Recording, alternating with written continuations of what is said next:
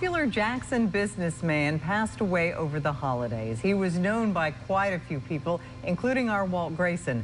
And Walt is in the Mississippi Moment Corner with some thoughts. Walt? Thank you. Well, you may or may not have known Johnny Morrow, but you don't have to go very far down your 6 degrees of separation list to find someone you know who did know him. Johnny was a pioneering African-American businessman, but I don't think the pioneering part was foremost in his mind. He just had a talent for business, and that made him the first African-American to do some of the things he did. He was the first African-American wholesale automobile dealer in Mississippi, for example. Here's a quick clip about my friend, Johnny Morrow.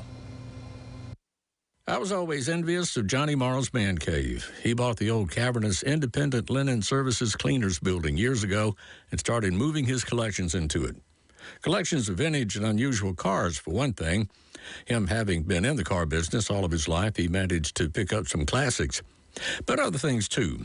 Later on, he had time to cruise garage sales and flea markets, and he had an eye for what was the treasure in with the trash and managed to salvage what are priceless artifacts now, particularly items belonging to and pertaining to civil rights icons, posters and photographs.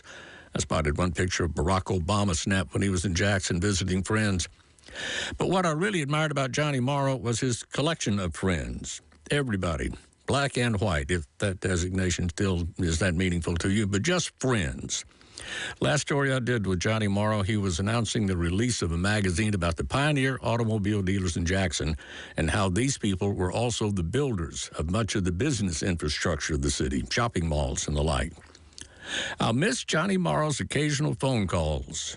Mr. Grayson, he'd say, I found something that will really surprise you. And it usually did. I don't know where I'll find my surprises now. I loved every story on him. He was so interesting. He always came up with something that was so varied. He had a clip of civil rights. It was just very rare stuff. 16mm film, never been seen before. Yeah, I thought you'd like to see this, and I did. I enjoyed it very much. He does really something. He was also working on a documentary about the Jackson car dealers, and hopefully somebody's going to pick that up and finish that project for him. Well, rest in peace, Mr. Morrow. Yeah.